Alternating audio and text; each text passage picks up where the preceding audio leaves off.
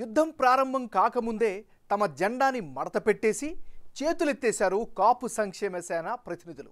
రాష్ట్ర వ్యాప్తంగా ఉన్న కాపు సామాజిక వర్గాన్ని అభివృద్ధి పదం పట్టించే లక్ష్యంతో మొదలుపెట్టిన కాపు సంక్షేమ సేన ఇప్పుడు తానే వెనుకంజ వేసింది. కాపు సంక్షేమ సేన రాష్ట్ర అధ్యక్షుడు మాజీ మంత్రి జోగయ్య తాత్కాలికంగా కాపు సంక్షేమ సేనను రద్దు చేస్తున్నట్లు ప్రకటించడం రాష్ట్ర వ్యాప్తంగా సంచలనం రేపుతోంది. ఎన్నికల రణంలో తమ సత్తా చూపిద్దామనుకున్న ఆ సంక్షేమ సభ్యులు ఇప్పుడు ఏం చేయాలో అర్థం కాక తలలు పట్టుకుంటున్నారంట.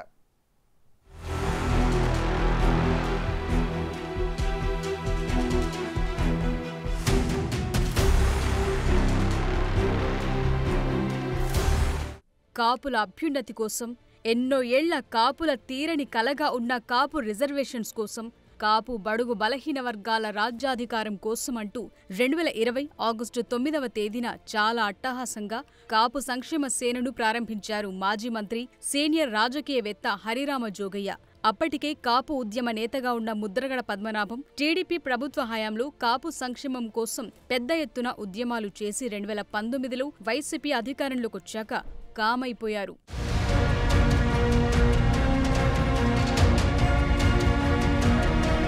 దాంతో ముద్రగడ వైసీపీని అధికారంలోకి తేవటానికి కులం పేరుతో కోవర్ట్ గేమ్ ఆడారని ఇటు కాపు నాయకులు, జన సైనికులు సోషల్ మీడియాలో హోరెత్తించారు. ఒక దశలో ముద్రగడ పద్మనాభానికి ఫోన్ చేసి మరీ దూషించారు. సీఎం జగన్ రెడ్డి అంటే భయమని, జగన్ కు భయపడే ఉద్యమానికి విరామం ప్రకటించారని పెద్ద ఎత్తున ప్రచారం జరగటంతో ముద్రగడ ఇక తాను కాపు సామాజిక వర్గ ఉద్యమాలకు దూరంగా ఉంటానని, ఆసక్తి ఉన్నవాళ్లు ముందుకు తీసుకెళ్లండి అంటూ బహిరంగ లేఖ విడుదల చేశారు.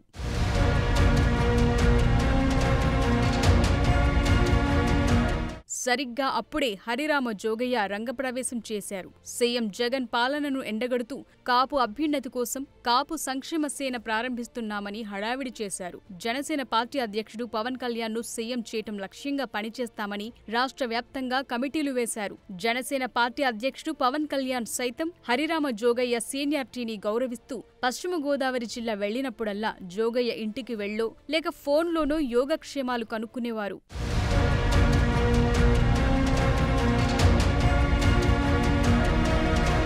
అప్పుడే రాష్ట్ర వ్యాప్తంగా జోగయ్య వయసుపై కామెంట్లు మొదలయ్యాయి. ఆ వయసులో ఉద్యమాలు ఎలా చేస్తారన్న ప్రశ్నలు గట్టిగానే వినిపించాయి. దాంతో జోగయ్య వాటికి చెక్ పెట్టడానికన్నట్లు కాపు రిజర్వేషన్స్ కోసం ఆమరణ నిరాహార దీక్షకు దిగుతున్నామని ప్రకటించి రాష్ట్ర వ్యాప్తంగా ఉన్న కాపులను కాపు సంక్షేమ సేవ వైపు ఆకర్షించే ప్రయత్నం చేశారు. జోగయ్య దీక్షను పోలీసులు భగ్నం చేయటం అయినా ఆసుపత్రిలో జోగయ్య దీక్ష కొనసాగించారు. పవన్ కళ్యాణ్ రంగంలోకి దిగి దీక్ష విరమించాలని విజ్ఞప్తి చేయటంతో జోగయ్య సానుకూలంగా స్పందించి దీక్ష విరమించారు. ఇక అప్పటి నుండి జనసేన పార్టీకి అప్రకటిత రాజకీయ సలహాదారు అవతారమెత్తారు జోగయ్య. పవన్ కళ్యాణ్ కు దశ దిశ తానే అన్నట్లు సలహాలు, సూచనలతో బహిరంగ లేఖలు విడుదల చేయటం మొదలుపెట్టారు.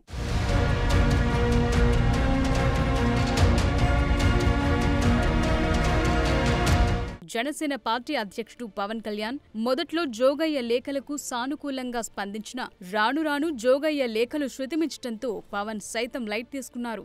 ఇక టీడీపీ జనసేన పొత్తు అనంతరం రాజకీయ పరిణామాలను పట్టించుకోకుండా పాత చింతకాయ పచ్చడి లాంటి పురావస్తు ఆలోచనలతో బహిరంగ లేఖలు రిలీజ్ చేశారు. పవన్ కళ్యాణ్ రాజకీయ ప్రణాళికలకు భిన్నంగా బహిరంగ లేఖల దండయాత్ర చేశారు జోగయ్య. ఒకానొక దశలో కాపు సంక్షేమ సేన సభ్యులు సైతం జోగయ్య లేఖలకు షాక్ తిన్నారు. అసలు జోగయ్య కాపు సంక్షేమ సేన పెట్టిన నాడు చెప్పిన మాటలు మర్చిపోయి జనసేన, టీడీపీ రాజకీయ వ్యూహాలు ఎలా ఉండాలో చెప్తూ లేఖలు రాయటంతో టీడీపీ, జనసేన అధినేతలకు చికాకు తెప్పించిందంటారు.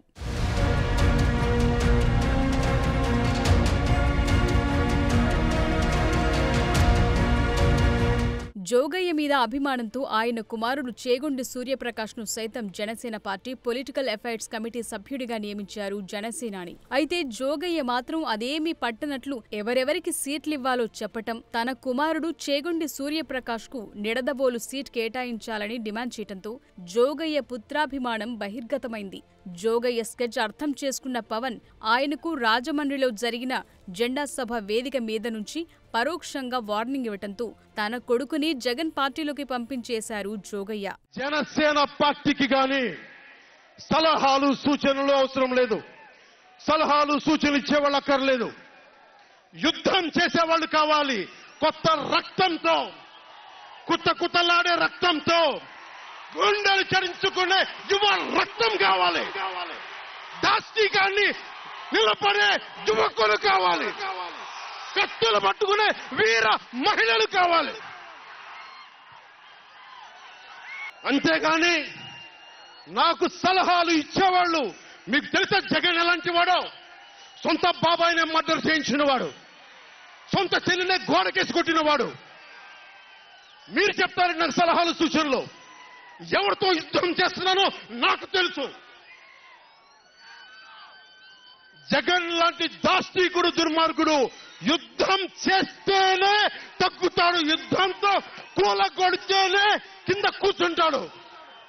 మర్చిపోకుండా సలహాలు సూచనిచ్చే వాళ్ళకి. తరువాత సూర్యప్రకాష్ పవన్ మీద తీవ్ర విమర్శలు చేయటం చూస్తూ జోగయ్య కాపు సంక్షేమ సేన పెట్టింది కాపుల కోసం కాదు, తన కుమారుడి కోసం అని విమర్శిస్తూ రాష్ట్ర వ్యాప్తంగా ఉన్న సంక్షేమ సేన సభ్యులు రాజీనామాల పర్వం మొదలుపెట్టారు. కిక్ స్టార్ గా కాపు సంక్షేమ సేన రాష్ట్ర ఉపాధ్యక్షుడు మల్లినీడి తిరుమలరావు తన పదవికి రాజీనామా చేస్తూ జోగయ్యకు బహిరంగ లేఖ రాసి షాకిచ్చారు. ఇంతకాలం కాపు సంక్షేమ సేనకు ఆర్థికంగా చేదోడు వాదోడుగా ఉంటూ వచ్చానని, ఇటీవల జోగయ్య బహిరంగ లేఖలు తనను ఎంతగానో బాధించాయని బహిరంగ ప్రకటన చేశారు మల్లినీడి తిరుమలరావు.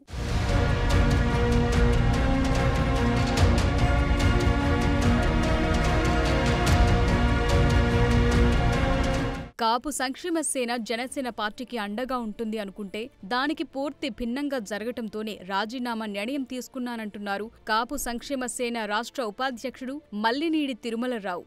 ఇక తిరుమలరావు బాటలోనే మరికొంతమంది ఉన్నారన్న పక్కా సమాచారంతోనే నష్ట నివారణ చర్యలు చేపట్టారు జోగయ్య. ఎన్నికలు పూర్తయ్యే వరకు కాపు సంక్షేమ సేనకు తాత్కాలిక విరామాన్ని ప్రకటించేశారు. సేనకు బ్రేక్ ఇచ్చినా తాను మాత్రం వెనక్కి తగ్గనంటున్నారు జోగయ్య. పవన్ కళ్యాణ్ కోసం పనిచేస్తా, బడుగు బలహీన వర్గాల సంక్షేమమే తన ధ్యేయమంటూ లేఖాస్త్రాలు సంధిస్తూనే ఉన్నారు. అలా సాగిపోతోంది ఆ పెద్దాయన ప్రస్థానం.